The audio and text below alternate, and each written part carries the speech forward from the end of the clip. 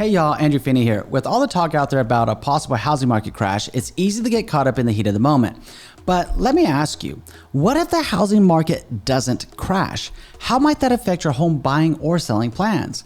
Especially if you are baking a real estate crash into your decision-making process. Would that take you off track or would it bring you back? Look, I'm not some kind of sage with an answer for everything. I'm simply a student of life and a real estate nerd, sharing my thoughts openly with you in an ever-changing world. For example, in my last video, we discussed what a possible housing correction could look like in 2023. In this video, we'll discuss what might happen if a housing crash or significant correction doesn't happen in 2023. I hope that considering different points of view will empower you to make well-informed real estate decisions by giving you alternate possibilities so that you can prepare for any eventuality.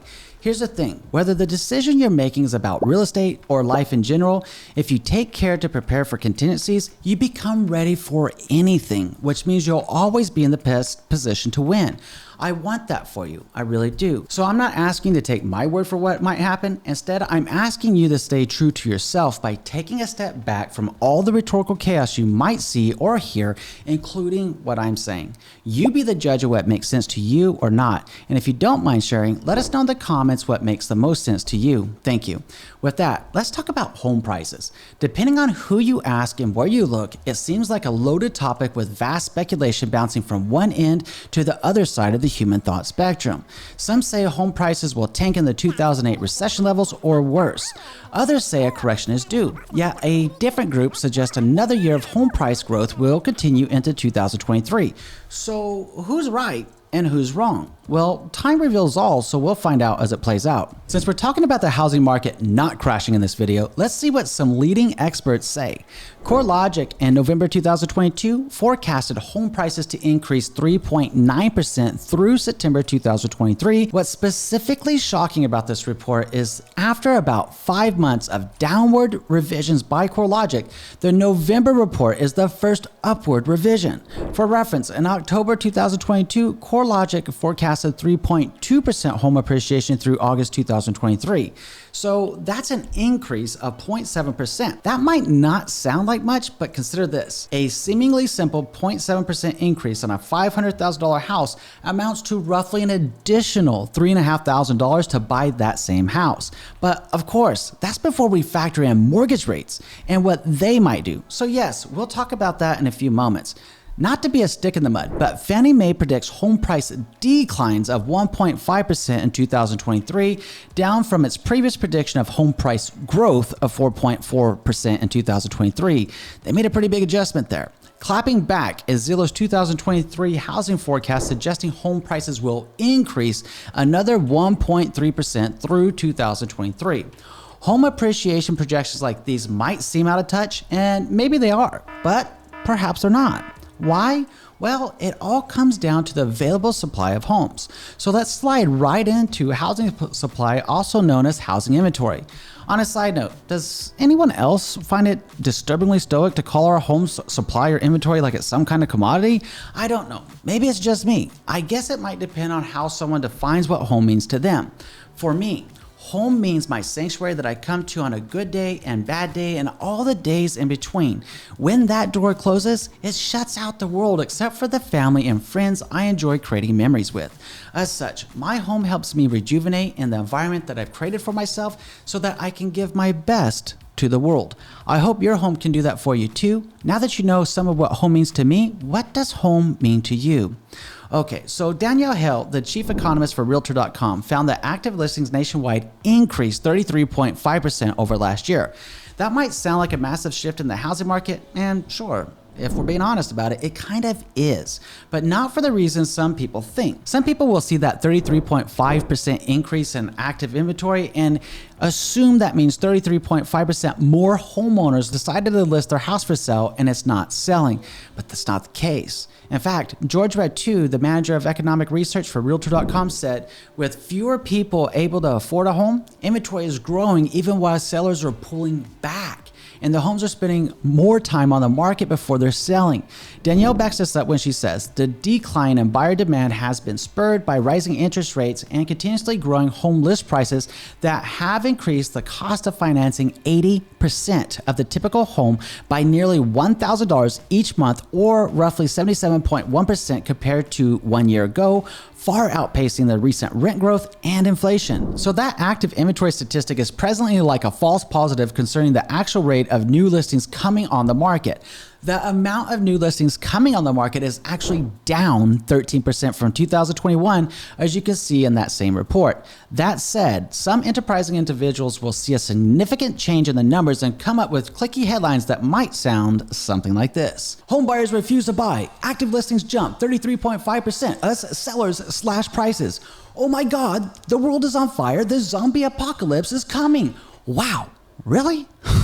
I mean, why can't we all just shoot straight without all the hyperbolic headlines causing more and more people to become increasingly desensitized? Kind of a thought, isn't it? That's an interesting concept. Now, maybe a zombie apocalypse is coming, just not in the way that we thought, but perhaps that's a different story for another day. For today, you tell me, would you like me to use more puffery in my titles like the one I just mentioned, or is it just meh? Whatever's clever, dude. It's your dream. You live it how you want. Look, at the end of the day, I'll do whatever it takes to share the truth with you and reach as many people as possible on one condition. The non-negotiable for me is that I must walk with integrity in all I say and all that I do. The mission and the message are more important than I am. I really do care about you and the people we share this world with.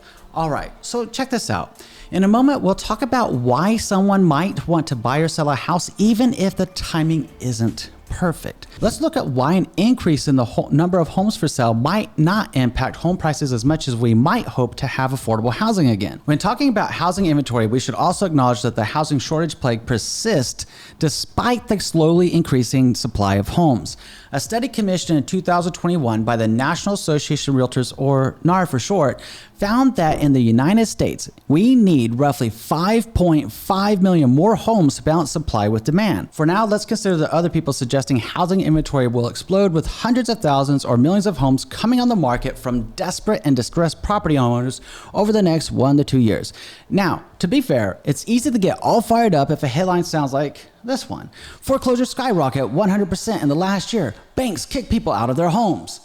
Technically accurate, although according to NAR, that comes to around 2% of all homes for sale, which is statistically low, and it's not significant enough to cause a swing of the trajectory of the real estate market. It's all in the approach of how something is shared. I'm telling you this because I'm getting tired of seeing all the bullshit headlines out there confusing people and causing many people to stumble. It's just designed to scare people to get clicks with exaggerated hyperbole and negativity, because unfortunately, fear, doubt, and uncertainty sell more than love, joy, and hope. The proprietors of that content hope that people don't catch on to the fact they are being manipulated so that they can enrich themselves. Look, if a person causes enough fear, doubt, and uncertainty by shouting a statement redundantly, a certain number of people will begin to believe a lie is true and be willing to pay to be lied to. That's sad, but it is true. Now, maybe I'm just getting old or highly delusioned, but I'm tired of seeing good people stumble or get confused and others fall at an alarmingly increasing rate, all because of some people's greed for money. To me, people come before profit, so take care of people and profit will come. Then everyone wins. So can we all simmer down and calm our collective minds before we all go mad, please?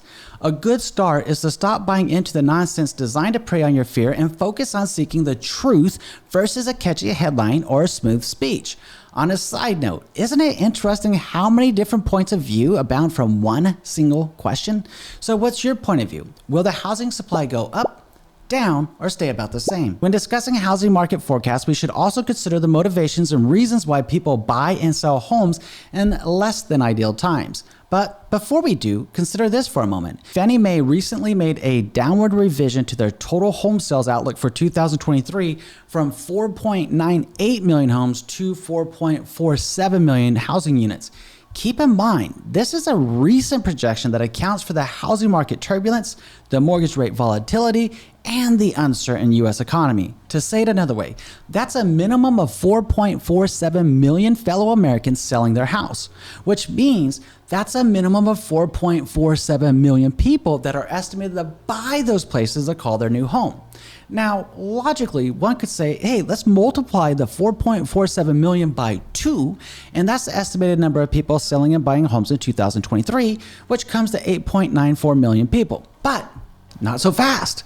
That figure is not even close to the whole picture. Consider this chart by Statista that found the average American household consists of 3.13 people. Because 0.13 people don't really exist, let's round down to 3 people in each house. So that means we would multiply 8.94 million homes by 3 people per household, which comes to 26,820,000 Americans that will buy or sell a house in 2023, despite it being less than ideal of a time frame. So we're talking about almost 27 million people's dreams, hopes, aspirations, lives, and life goals in the United States alone. For reference, the current US population is roughly 336 million at this time. That's a lot, right? 27 million people buying or selling a house is nearly 8% of the total US population. So no, treating real estate like a commodity and putting money before people is highly inappropriate and insensitive. My God, he's right. Okay, so let's discuss why so many people will move into or out of the real estate market in 2023, especially considering the current chaos. In 2 words, life happens. Let's go over common reasons why people buy and sell homes. Then let us know in the comments if any of these reasons click for you. The common reasons people move include getting married, having kids, moving to a better school zone so that the kids can get a better education, job relocation, divorce, death, health reasons, hardships, being close to the family, or simply because they want to. If you're buying or selling a house this year, share why you're moving with us in the comments below. Thank you. Okay, so let's talk about everyone's favorite topic, mortgage rates. Currently, mortgage rates are hovering in the 7s. However, it's no secret that the Fed might continue to increase the federal funds rate into 2023. This might result in higher mortgage rates initially, but we might see a case for rates coming down toward the end of 2023. It's worth noting that even though a strong correlation seems to exist between the federal fund rate hikes and escalating mortgage rates, the respective rates do not always go hand in hand. In fact, from a historical perspective, one can usually monitor the US 10-year Treasury bond rate to forecast how mortgage rates are most likely to behave. That said, if the Fed wanted to, they could directly cause mortgage rates to drop as quickly as it seems that they help catapult the rates by purchasing what's called mortgage-backed securities again. On the flip side, an argument can be made that the Fed shouldn't ever invest in MBSs, but that's a different topic for another time. For reference, the Fed became a major investor of MBS in 2008 in the wake of the Great Recession to help decrease mortgage rates at the time while adding liquidity into the market. That went on for over a decade until the Fed announced in May 2022 that they will stop buying MBS and they're going to begin reducing their balance sheets. As of the recording of this video, the federal funds rate is floating between 3.75% and 4% as seen in this trading economics chart. Now, let's suppose the Fed's 2022 performance indicates what they might do in 2023. In that case, we might see the federal funds rate peaking around 5.25% to 5.5% or slightly higher before hopefully moderating later in the year. So how high might mortgage rates go? Well, according to an expert poll conducted by the mortgagereports.com, even mortgage professionals have a wide rift of mortgage rate projections. Those projections range between 5% to 9.31% by the end of 2023. The difference in their views seems to hinge on what they think that the Fed may or may not do if a recession comes in 2023 or not. For instance, will the Fed begin reducing the federal funds rate if a recession occurs? On the other hand, what will the Fed do if mortgage rates get so high that the housing sector goes cold blue? In that case, will the Fed buy MBS again to inject additional liquidity into the market like it did before? Well, time reveals all. What do you think will happen? If you want to know what my thoughts are, I talked about it in the Housing Market Forecast 2023 video that you can check out right here. So if you're on the fence about whether you should buy or sell a house in 2023, how will you make that decision? If the housing market doesn't crash like some speculate or correct like others and myself think, what exactly might happen? Well, let me tell you. Then we'll probably hear about how the real estate market is stabilizing as it tapers off the highs to find its balance, as it normalizes at a faster pace of deceleration, at a slower rate of home appreciation, and the housing market is, well, in a slump. Whew. Wow, to get all the lyrical genius from that mouthful, you might want to back this up a few times to hear it again. Or for fun, ask Siri to set a reminder and come back to this video in 6 months for a quick refresh on the descriptive words for what we might be hearing people describe the housing market in 2023. For science, of course, why not? It'll be fun. Now, some say that they'll stay where they are and ride out whatever the heck is going on in the housing market right now until they see some stability in the real estate market. Okay, that might work, and it makes sense to me. So I guess we could just all call it a day, stop this video here, or damn it. There is that issue that might not work, and it could cost you more money, or even worse, it could set your life plans back for several years or longer. If you're renting, check this out. According to the Federal Reserve of Dallas, rental rates are projected to increase by 5% to 7% before moderating in 2023. So in short, your rent is probably going to go up again. So be prepared for that. Zumper reports that the national median rent price for a 2-bedroom property is currently around $1,832 currently. To be clear, there's nothing wrong with renting. We've all done it at some point. It's just a matter of choosing what's right for you, and only you know what's right for you. I don't know. I hadn't really thought about it. Money comes and goes. We earn it, lose it, and earn more of it again.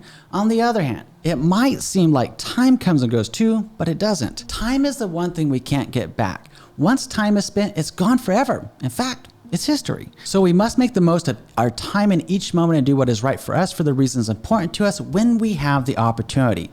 What that decision looks like to you is your choice. Just make it a good one and one that you're happy with. People gossiping and speculating about what the housing market is going to do is all fun and games until it's your turn. Then it just got real, and the need for trustworthy real estate information and education becomes essential. The truth of real estate is this: the best time to buy or sell a house is when the time is right for you for the reasons important to you in your life. Stay true to yourself and don't lose yourself in the chaos of life. On a side note, perhaps Benjamin Spock, a famous American pediatrician and Olympic gold medalist, said it best this way: trust yourself. You know more than you think you do. Look, it's your life. Live it the way you want. That said, don't let anyone piss on your parade. It's your party. You can cry if you want to, or you can party like it's 99.99 and the end of time. It's up to you. Make sure that you think it through and do what's right for you. Okay, so you might be on the fence about buying or selling a house right now. That's a good thing. It shows that you're thinking this through intelligently. To better help out, let's talk more here. I look forward to seeing you in that video. Click here and I'll see you on the other side. Until then, I'm sending you positive vibes. Everything goes your way. Thanks for watching.